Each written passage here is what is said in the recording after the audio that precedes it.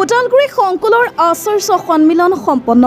তেজপুৰ বিভাগৰ ওদালগুৰি শংকৰদেৱ শিশু নিকেতনত অনুষ্ঠিত হয় আচাৰ্য সন্মিলন। বিদ্যাভাৰতী অখিল ভাৰতীয় শিক্ষা সংস্থানৰ সংবদ্ধ শিশু শিক্ষা সমিতি অসমৰ দ্বাৰা পৰিচালিত শংকৰদেৱ শিশু নিকেতনসমূহে আৰম্ভণিৰে পৰা নিকেতনৰ ছাত্ৰ ছাত্ৰীসকলৰ শৈক্ষিক বৌদ্ধিক আধ্যাত্মিক আৰু মানসিক উত্তৰণৰ বাবে বিশেষ অগ্ৰণী ভূমিকা পালন কৰি আহিছে।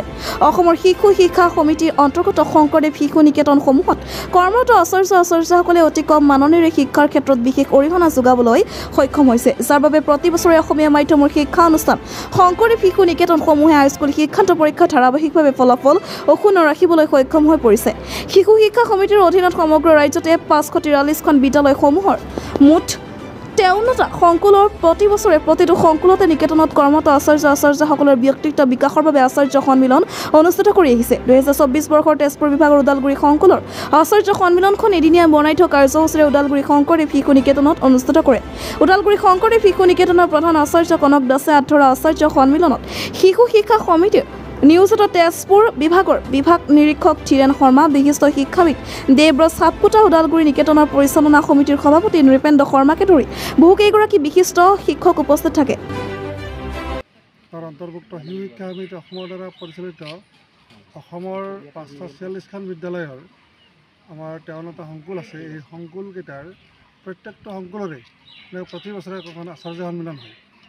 আমাৰ তেজপুৰ বিভাগৰ ওদালগুৰি সংকুলৰ 11খন বিদ্যালয়ৰ আজি আচাৰ্য সন্মিলন আছিলে এই শংকৰদেৱ শিশু বিদ্যা নিকেতন ওদালগুৰিত, আৰু ইয়াতে এই 11খন বিদ্যালয়ৰ পৰা 140গৰাকী আচাৰ্য অংশগ্ৰহণ কৰিছে।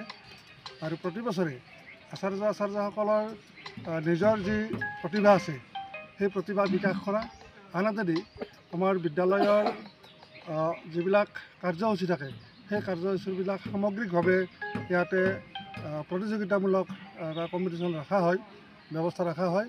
ইয়াৰ উপৰি প্ৰতি বছৰে আমাৰ আচাৰ্যসকলে এঠাইত একগোট হৈ সকলোৱে লগ হয় আৰু নিজৰ মত বিনিময় কৰে, কথা বতৰা আদান প্ৰদান হয়। এই উদ্দেশ্যেই আমি আজি ওদালগুৰি সংকুলৰ আচাৰ্য সন্মিলনখন ইয়াতে অনুষ্ঠিত কৰিছিলোঁ, আৰু আমাৰ প্ৰায় এতিয়া শেষ খবৰ হৈছে। আমাৰ প্ৰতিযোগিতাসমূহৰ যি পুৰস্কাৰ, সেই পুৰস্কাৰ বিতৰণৰ কাৰ্যসূচী আমাৰ বাকী আছে এতিয়া, আৰু বাকীখিনি ইতিমধ্যে আমাৰ আগবেলা হৈ গ'ল। আৰু এই প্ৰতিযোগিতাৰ যি আমাৰ বঁটা, সেই বঁটাসমূহ বিতৰণৰ পিছতে আজিৰ কাৰ্যসূচী অন্ত পৰিব। ধন্যবাদ। আমাৰ প্ৰতিটো সংকুলত একোখনকৈ আচাৰ্য সন্মিলন হয়, আৰু এই সন্মিলনত আচাৰ্যসকলৰ যি প্ৰতিভা আছে তাক বিকাশ কৰাৰ এখন মঞ্চ দিয়া হয়, আৰু এই মঞ্চৰ জৰিয়তে আচাৰ্যসকলৰ প্ৰতিভা বিকাশ কৰা হয়। বিভিন্ন প্ৰতিযোগিতা অনুষ্ঠিত কৰা হয়, তেওঁলোকৰ ব্যক্তিত্ব বিকাশ কৰা হয়। আমাৰ যি লক্ষ্য উদ্দেশ্য আছে বিদ্যাভাৰতীৰ, তাৰ দ্বাৰা প্ৰতিফলিত হয় এই আচাৰ্য সন্মিলনৰ জৰিয়তে।